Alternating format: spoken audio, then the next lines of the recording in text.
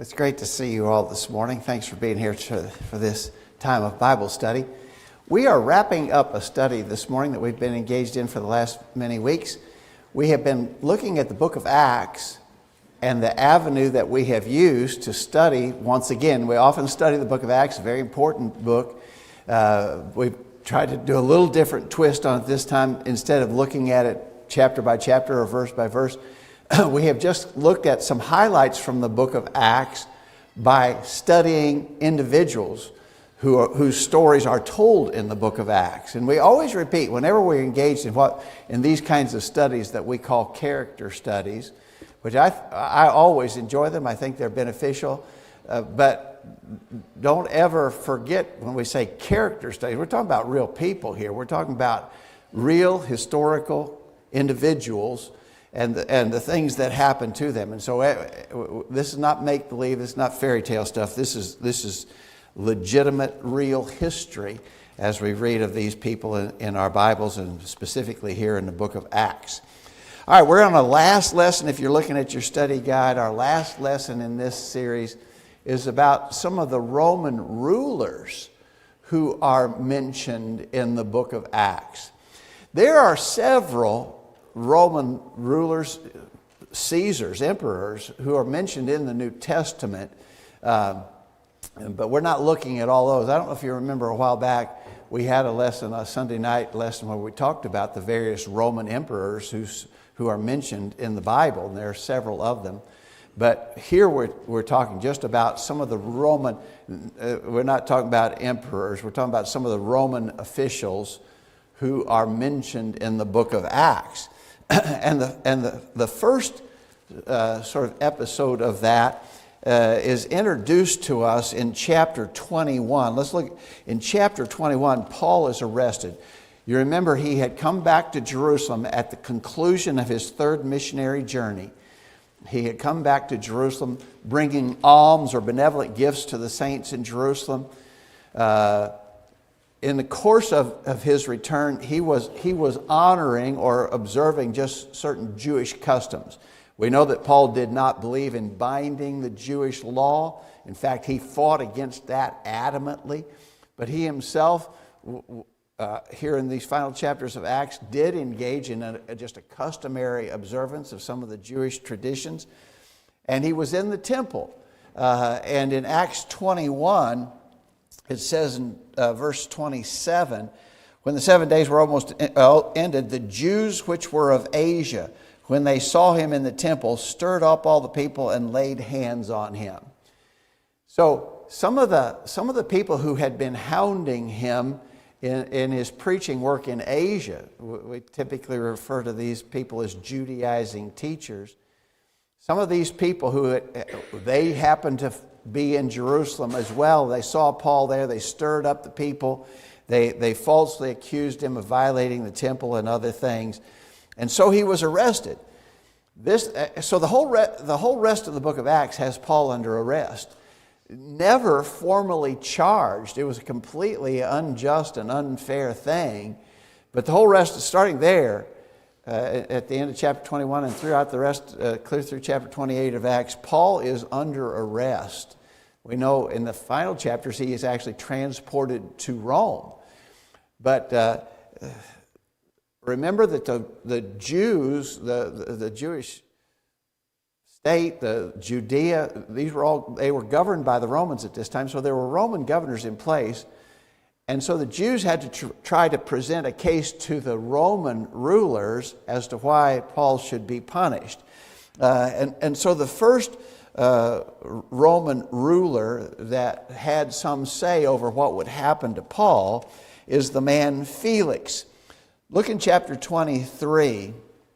In chapter 23, after Paul had been arrested in Jerusalem, there was a plan made to transport him to the coastal city of Caesarea. I don't know if you remember your geography here or not, but Jerusalem, you can picture where Jerusalem was. Caesarea would have been north and west on the Mediterranean coast, and that Caesarea was the seat of Roman government in the region. Okay, it wasn't at Jerusalem. The seat of Roman government at that time was in Caesarea, and the Roman governor was Felix. Notice chapter 23, verse 23. He called, the man who was in charge in Jerusalem called 2 centurions, saying, "Make ready 200 soldiers to go to Caesarea, and horsemen 70, and spearmen 200 at the 3rd hour of the night, and provide them beasts that they may set Paul on and bring him safe unto Felix the governor." Okay, so Felix is the governor in charge at the time that Paul was arrested. Remember, there was a plot to kill him if he stayed in Jerusalem. So they took him under heavy guard and transported him from Jerusalem to the city of Caesarea, where it was the seat of Roman government and where the governor Felix was at. So they got him there. They got him there safely. And so beginning in chapter 24, some of Paul's accusers come there. Let's read 24:1. "After 5 days, Ananias the high priest descended with the elders and with a certain orator named Tertullus, who informed the governor against Paul." So some of them from Jerusalem came to Caesarea. "When he was called forth, Tertullus began to accuse him, saying, 'Seeing that by thee we enjoy great quietness, and that very worthy deeds are done unto this nation by thy providence, we accept it always and in all places, most noble Felix, with all thankfulness. Notwithstanding that I be not further tedious unto thee, I pray thee that thou wouldest hear us of thy clemency a few words. For we have found this man, Paul, a pestilent fellow, and a mover of sedition among the Jews throughout the world, and a ringleader of the sect of the Nazarene, who has also gone about to profane the temple, whom we took and would have judged according to our law. But the chief captain Lysias came upon us, and with great violence took him away out of our hands.'" So, did you notice how this Tertullus buttered up the governor? You know, "Oh, we are so grateful. We love you. We think it's so wonderful what you are doing here for our nation." Of course, the Jews hated the Roman governors. They hated the Roman occupation of Palestine. And so that's just typical politician kind of talk. But he accuses Paul of several things: a pestilent fellow, a mover of sedition among all the Jews throughout the world, a ringleader of the sect of the Nazarenes. He's gone about to profane the temple. So several accusations are made there against Paul. Probably the first couple ones would be the most significant to the governor: a pestilent fellow who is a mover of sedition.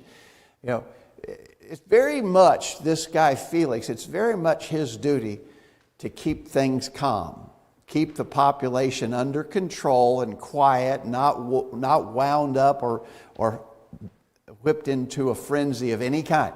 The more calm, the more peaceful the people are, the better Felix likes it, because his job depends upon keeping calm, peace, and control over the population of the area that he's charged to oversee. So he would not like any representation that this man Paul had been trying to bother the peaceful situation that exists in Jerusalem. So again, Tertullus is playing this up to him. Paul hadn't done any of that. Paul was not guilty of that. He was not trying to whip up the Jews in Jerusalem. He was not trying to foment a sedition. Those are lies. Those are false charges. But Tertullus, the spokesman, it says that he was an orator, right? And so he was a well-spoken man who tried to frame in the most eloquent kind of words some false accusations against Paul that would certainly raise the eyebrows of the governor. The governor would not like to hear that this kind of thing is going on. And Tertullus knows that, and so that's the basis for which he presents this case against Paul. All right, so we're focusing on Felix right here now. So we won't go into all that Paul said in his own defense, but skip down to verse 22, chapter 24, verse 22, When Felix heard these things, so Paul makes a defense of himself. And when Felix heard these things, having more perfect knowledge of that way, he deferred them and said, when Lysias, the chief captain, shall come down, I will show the uttermost of your matter. So Lysias is the guy who was in charge in Jerusalem, who had arrested Paul and sent him to Felix. He said, well, we're going to wait until Lysias comes, and we'll hear more about this. Verse 23, he commanded a centurion to keep Paul and to let him have liberty, and that he should forbid none of his acquaintance to minister or come unto him. And after certain days, when Felix came with his wife Drusilla, which was a Jewess, he sent for Paul and heard him concerning the faith in Christ. And as he reasoned of righteousness, temperance, and judgment to come, Felix trembled and answered, go thy way for this time. When I have a convenient season, I will call for thee. He hoped also that money should have been given him of Paul, that he might loose him. Wherefore he sent for him the oftener and communed with him. But after 2 years, Porcius Festus came into Felix's room, and Felix, willing to show the Jews a pleasure, left Paul bound. All right, so it's pretty clear that Felix is also a politician who is determined to stay on the good side of the people that he's governing. And so this is a hot potato. This is a political hot potato. I think Felix sees that this is a put-up charge. The guy hasn't done anything. Certainly he hasn't violated any Roman rules or laws. But these Jews from Jerusalem are pretty powerful people, and I got to keep them happy. So he delays making any decision about Paul. We'll just wait. We'll hold on to this. We'll get the chief captain from Jerusalem to come up here, and when he comes, we'll talk more about this. But in the meanwhile, he keeps him under, we would call this probably there in verse 23, we would probably call this house arrest. He doesn't put him in a dungeon anywhere, but he lets him have liberty. He does not forbid anybody to come and go and see about Paul's needs.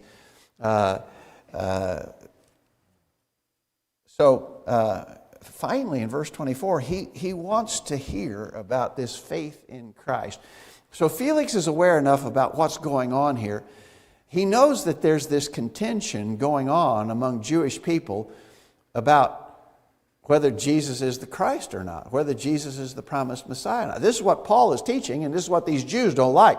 The Jews who have accused Paul don't like it because he's preaching that Christ is the promised Messiah. And he knows enough to know that. And so he says, he calls Paul with his wife. They sit down with Paul to hear about the faith in Christ. So Paul, you've got to know this about Paul. Paul is never going to shy away from an opportunity like this. This is an open door, right? I got an audience with the governor, and he wants me to preach to him. The governor has invited me to tell him about Jesus. You don't think Paul's going to step back from that opportunity? And so he does. He reasons with him of righteousness, temperance, and judgment to come. That's kind of a neat summary of the gospel, I think. Righteousness, right living, temperance, self-control, judgment is coming. You could probably frame the whole gospel under those headings. Obviously, there'd be a lot of subheadings, but that's a lot of what the truth is about. Live right, practice self-control as dictated in the Scripture. Judgment is coming. James?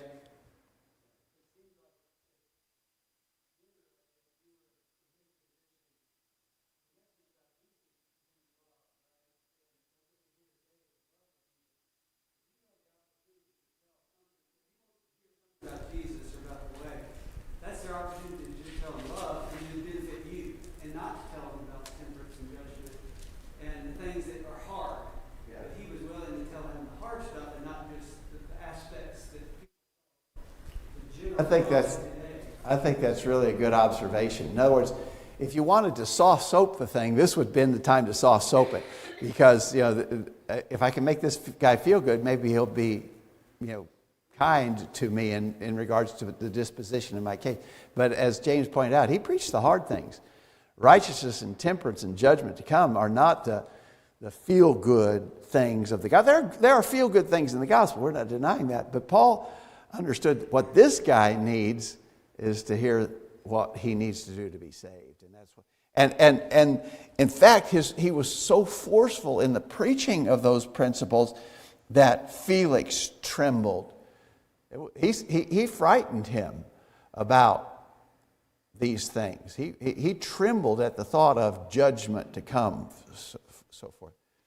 I think I've told you before, years ago at another place, I preached a sermon about, I don't even really remember the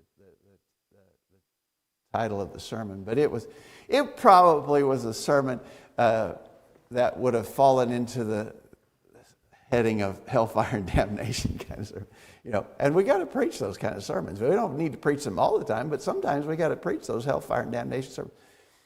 There was a visitor in attendance that day who a few days later wrote me a long letter and basically rebuked me for a harsh lesson about impending judgment, and said that what we should be preaching instead is the love of God. Just preach love, and everything else will be okay. Well, I responded to her. I said, I think, yes, we should preach the love of God without a doubt. Maybe we don't do that enough. We need to preach love.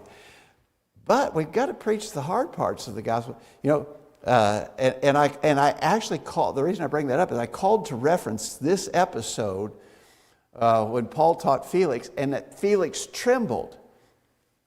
And the lady wrote me back and she said Paul was wrong to do that.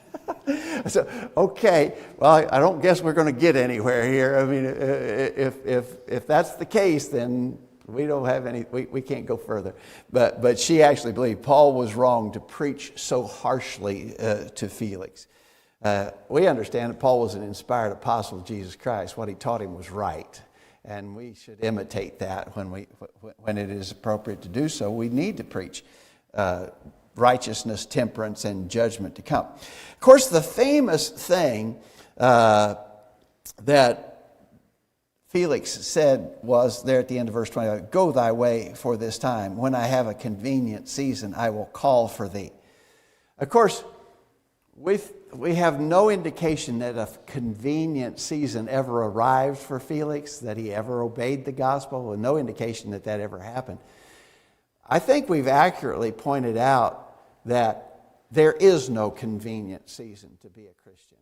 If you want to define convenient as being easier to be a Christian than to not be a Christian, that convenient season never arrives. There is no such time.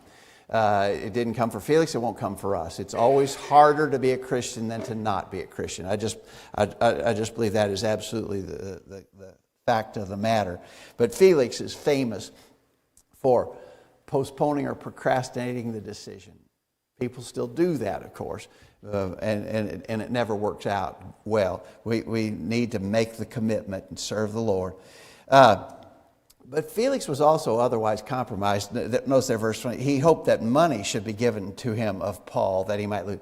So he was actually looking for an under-the-table bribe. He was a corrupt politician. Anything new about that? No, that's not new. I mean, corrupt politicians have been around as long as time. As long as there have been civil governments, there have been corrupt politicians who operated within the bounds of civil government.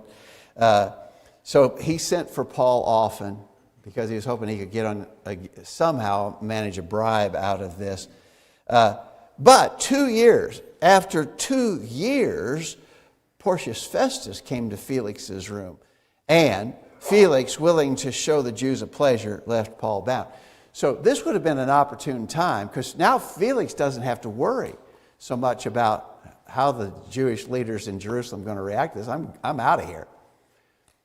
This would have been an excellent time to issue clemency, right? So, I don't know what Paul's done, but whatever he's done, it is pardoned, go your way. Our presidents do that. Some of their last acts of office as they're about to go out of office is that usually they pardon dozens, if not hundreds of people who've been convicted of various crimes. That's when you do that, right? Because you don't have to worry about the political ramifications of that going forward. You're out of office. Felix is leaving this office, he wouldn't have had to worry. It would have been a good time to set Paul free. He knew Paul to be an innocent man, I think. But he didn't, because he wanted to show a favor to the Jews. He keeps Paul bound. Thoughts or comments here, anybody? Convenient season. We remember Felix for when I have a convenient season, I will call for thee. All right. So a new governor. Now we're talking about, we're kind of studying this historical scenario based upon the Roman governors or leaders who were in force. The new one now following Felix is Festus. Festus is the new Roman governor. And so he inherits Paul's case. It just sort of drops in his lap. He hadn't had anything to do with it up until now, but now it's his. Now he's got to negotiate this business. And again, it's still a political hot potato. It's still the kind of thing that innocent or not, these Jews have got a gripe against Paul, and if I don't accommodate them, they're probably going to make a stink. So skip down to verse 9, 25:9. In 25:9 it says, Festus, willing to do the Jews a pleasure, answered Paul and said, Wilt thou go up to Jerusalem and there be judged of these things before me? Then said Paul, I stand at Caesar's judgment seat where I ought to be judged. To the Jews have I done no wrong, as thou very well knowest. For if I be an offender or have committed anything worthy of death, I refuse not to die. But if there be none of these things whereof these accuse me, no man may deliver me unto them. I appeal to Caesar. All right. We've studied those verses in the past, and they're pretty important. One of the points we make from Paul's statement, if I've done anything worthy of death, I refuse not to die. The question of capital punishment always comes up. Paul said that there were things worthy of death, and if he'd committed one of them, he wouldn't refuse to die for a capital offense. So there's an argument. That's a completely side point to our study this morning. But he is, notice, this Festus is already wanting to show the Jews a favor there at verse 9. So he says, how about we go back to Jerusalem? I'll go up to Jerusalem and we'll stand before your accusers there, you and me and them.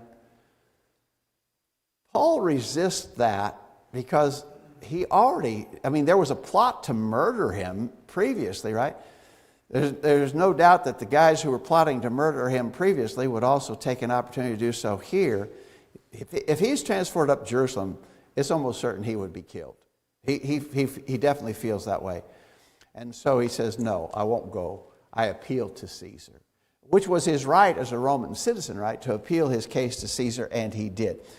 By the way, we think that the Caesar, who, we're not going to study him here, he's not mentioned specifically, but we believe that the Caesar who was ruling at this point was Nero Caesar, who himself was a horribly corrupt person. In fact, we think probably later, Nero Caesar is the one who had Paul executed later. It would have been sometime later. But anyway, that's probably the Caesar we're talking about. We might mention that again here in a minute. So Paul says, no, I won't go.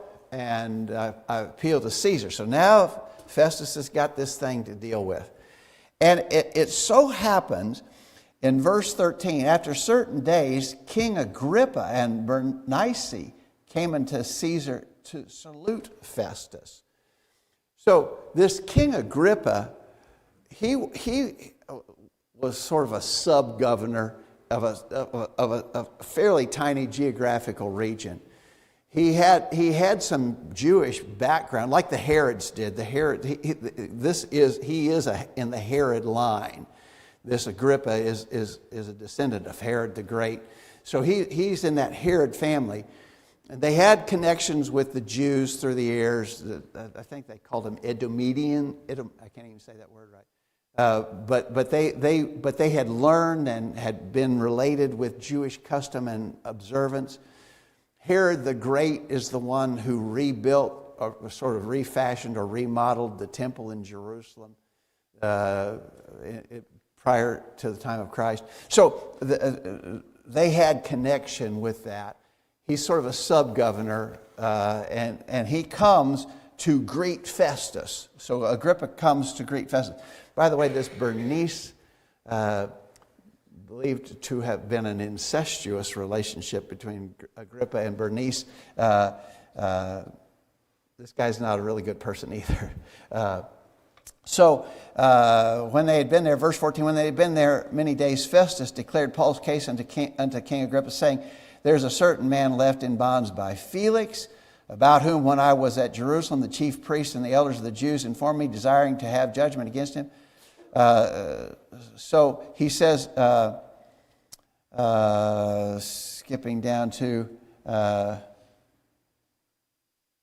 because he said, verse 20, because I doubted of such matters, I asked him whether he would go to Jerusalem and there be judged of these matters. But when Paul had appealed to be reserved until the hearing of Augustus, I commanded him to be kept until I might send him to Caesar. So he said, Agrippa says, I want to hear. Verse 22, Agrippa said unto Festus, I also would hear the man myself tomorrow. Said he, thou shalt hear him. So, Agrippa comes to greet Festus, who's new in the office, and Festus brings up to Agrippa, I got this man Paul, I got this situation, I don't know what to... He's appealed his case to Caesar. I don't even know what charges to send with him when I send him to Rome. This is a problem. And Agrippa said, I'd like to get in on that. I'd like to hear about that. And so he does. By the way, just a side note here. Did you notice there, verse 21, when Paul had appealed to be reserved unto the hearing of Augustus? I just said earlier, we think the Caesar here was Nero Caesar. But all of the Caesars were referred to as, after Octavian, who was before Christ, all of the Caesars were referred to as Augustus, the revered one. That's what the word literally means. And so just because he's called Augustus doesn't mean he's the original Augustus Caesar who was Octavian. This is several generations later of the Roman emperors. Is probably Nero, we think. But all of the Roman emperors would have been referred to as August or Augustus, the revered one. So that's not a contradiction, by the way, in case anybody would ever present that to you as being a contradiction. Skip down to verse 24. Festus said, King Agrippa and all men that are here present with us, ye see this man about whom all the multitude of the Jews have dealt with me, both at Jerusalem and also here, crying that he ought not to live any longer. But when I found that he had committed nothing worthy of death, and that he himself had appealed to Augustus, I have determined to send him, of whom I have no certain thing to write unto my Lord. Wherefore I have brought him forth unto you, and especially before thee, O King Agrippa, that after examination had, I might have somewhat to write. For it seemeth to me unreasonable to send a prisoner, and not withal to signify the crimes laid against him. So that's the predicament that Festus is in. He wants to go have his case heard before Caesar. I don't even know what to write to Caesar about this guy. Maybe you can help me out on this, Agrippa. Wait. So you referenced verse 21 and verse 25 in your version says Augustus. So in the New American Standard 2020 update, it says emperor. It was just a title applied to the emperors. And of course, they allowed themselves to be worshipped as kings later on, but yeah, that's just a title. Exactly right. Okay, so chapter 26, verse 1. Then Agrippa said to Paul, Thou art permitted to speak for thyself. Then Paul stretched forth a hand and answered and said, I think myself happy, King Agrippa, because I shall answer for myself this day before thee, touching all things whereof I am accused of the Jews, especially because I know thee to be expert in all customs and questions which are had among the Jews. Wherefore I beseech thee to hear me patiently.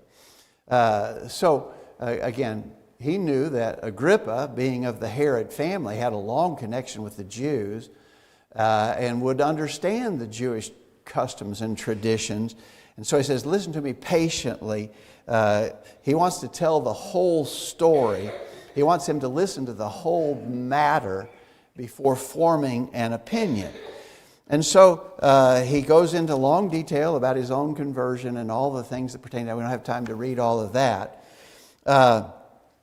But as he's going along, explaining his life, his work, his conversion, the things that had happened to him, Festus interrupts. Skip down to verse 24. As he, Paul, thus spake for himself, Festus said with a loud voice, Paul, thou art beside thyself. Much learning doth make thee mad. But he said, I am not mad, most noble Festus, but speak forth the words of truth and soberness. So our author of our questions actually asked the question, did Paul take the bait and respond back to Festus in kind? I don't think he did. I think it's kind of interesting. Festus just has, of course, Festus doesn't know this stuff. Agrippa knows all the business about the traditions and the Jews and so forth. Festus is new to the job and he really doesn't know any of this business. And so as Paul's going through all of this, Festus is just beside himself. Paul, you're a madman. Much learning has made thee mad. You're nuts. You're crazy. And Paul, instead of angrily firing back, he says, I am not mad, most noble Festus, but speak forth the words of truth and soberness. So I think that's pretty impressive. So he says, verse 26, for the King Agrippa knows these things.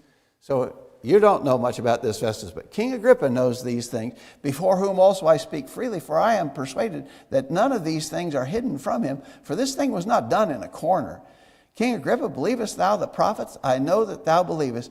Then Agrippa said unto Paul, almost thou persuadest me to be a Christian. And Paul said, I would to God that not only thou, but also all that hear me this day were both almost and altogether such as I am, except these bonds. All right, so Paul says, I know that Agrippa is familiar with these things that I'm talking about. When he says these things were not done in a corner, he's talking about the life of Jesus, the events surrounding the death, burial, and resurrection of Jesus. Agrippa is familiar with this stuff. Festus is not, Agrippa is, Paul knows that he is. And so he asked him, verse 27, believest thou the prophets? I know that thou believest. In other words, Paul is saying the Old Testament prophets had foretold of this time. The Old Testament prophets had told about the coming of the Messiah. Jesus has fulfilled those prophecies. Agrippa, do you believe the prophets? And he doesn't even wait for him to answer. I know you do believe the prophets. And if you believe the prophets, Agrippa, you have to believe that Jesus is the promised Messiah. That's the point he's making there, right? And Agrippa responded by, this is a famous phrase, right? Almost thou persuadest me to be a Christian.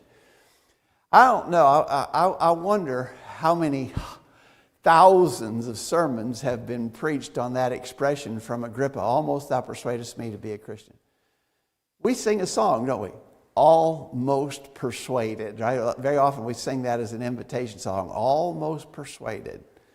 Almost is not enough. Almost. How's that phrase? Almost is but to fail, because almost is not enough. Agrippa was almost persuaded, but not. Now, there's a little something interesting here, and we've heard sermons and preached sermons on that phrase forever. Newer translations throw a little different slant on that. The King James definitely makes it sound like Agrippa was ready to take the step, but holding back. Almost thou persuadest me to be a Christian. That's if you were reading the King James, you would definitely be left with the impression that Agrippa was on the verge of being an obedient Christian. Other versions are a little different. The New American Standard and the English Standard Version say, in a short time, would you persuade me to be a Christian? The New International Version says, do you think that in such a short time you could persuade me to be a Christian? And so there's really a different sort of slant on that in newer translations. They do not make it sound like Agrippa was ready to take the plunge. The newer translations make it sound like Agrippa said, are you kidding me? You think you could that easily persuade me to be a Christian? I don't know. Any thoughts on that? Any opinions as to which way to go with that? Wade? So in my update, it says, in a short time, you are going to persuade me to make a Christian of myself. So that acts like maybe he was about ready to go. Yeah, I don't know. Because it just seems like to me, if you go ahead and read the rest of the passage through, Agrippa knew what Paul was saying, and he knew that he was very persuasive, and he knew that if he didn't get up and leave, that he was going to make him think some things that he didn't want to think. Yeah, I think that's distinctive. Because verse 29, Paul said, I would to God that not only thou, but all that hear me this day were both almost and altogether such as I am, except these bonds. So that verse makes it sound like Paul was taking it, that he was on the verge of becoming a believer. James? 29 says, word in AS, New American Standard, whether short or long. So he's saying, whether you think, I think it's saying, do you really think you could convince me in such a short time? He says, well, if I could convince you in a short time or in a long time, I prefer that you would become a Christian than what than anybody else. So Yeah. I kind of lean just because I trust him. I have always, I think you're right. I have always, from a kid, I remember lessons and sermons on almost thou persuadest me to be a Christian. And like I said, we sing the song almost persuaded. But I think probably the newer translations are more accurate, that Agrippa is saying, you're not going to change my mind that quickly. And Paul responds by saying, whether in a short time or a long time, I wish you would be what I am. So just be aware. I don't think either interpretation does any kind of a disservice to the truth under consideration here.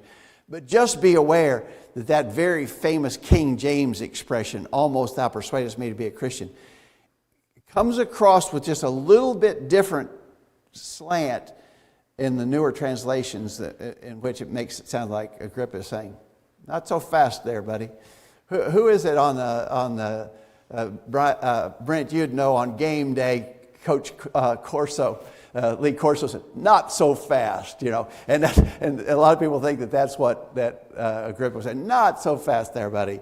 But Paul is not intimidated, and he does not back down from the truth that he is proclaiming. Okay, so again, the question is asked, is there any indication that Agrippa ever came around? Almost persuaded. No, there's no indication that Agrippa ever came around. Read the rest of that, verse 30. When he had thus spoken, the king rose up with the governor and Bernice, and they that sat with them. And when they were gone aside, they talked between themselves, saying, this man doth nothing worthy of death or of bonds. Then said Agrippa unto Festus, this man might have been set at liberty if he had not appealed unto Caesar. So, here's clear testimony as to the innocence of the Apostle Paul. He had not done anything wrong. They didn't even have, this is 2 years into his imprisonment. He has not been formally charged with anything. And both Festus and Agrippa are agreeing. He hasn't done anything worthy of being imprisoned, certainly nothing worthy of death. And the fact of the matter is, if he had not appealed his case to Caesar, we could set him free. Question for you. Do you think that was providential? You can't prove that, right? So I'm asking you an unanswerable question. You can't prove providence. But could it be that the way it turned out was providential to get Paul to Rome and all that transpired in conjunction with him going to Rome? That this was part of God's plan, and the fact that a situation presented itself which required Paul to appeal his case to Caesar. That was working out well to further the cause of the gospel. So could God's providential hand be seen in it? Maybe I don't know. Any thoughts on that? Anybody? All right. The last question there was, what do you think might have been holding Agrippa back from being a Christian? Not sure there's a good answer to that other than, again, Dawn? His attitude or haughtiness or ego or, he saw, like Paul was a good person. So it was almost like there was tension there. It was something within himself. Yeah. It could have been very simply pride and ego, not wanting to submit to something that somebody else is asking him to do. And I think there probably also could have been a political component to this. I mean, he also has to keep the Jews happy. And so, if he becomes a Christian, he's making it harder on himself to govern the people that he's expected to govern. So we don't know, but it's not too hard to speculate that some of those things could have been involved. All right, that wraps up our study of the book of Acts by virtue of looking at some of the people who are described in the book of Acts. There are new questions or study books on the table in the back. Next week, what we want to do, Lord willing, is start looking at, we're just going to call them rules to live by. And it's going to start out with maybe the most famous of the rules to live by, the Golden Rule, so-called Golden Rule. And Lord willing, we'll take up that study next week. Grab a book as you go out.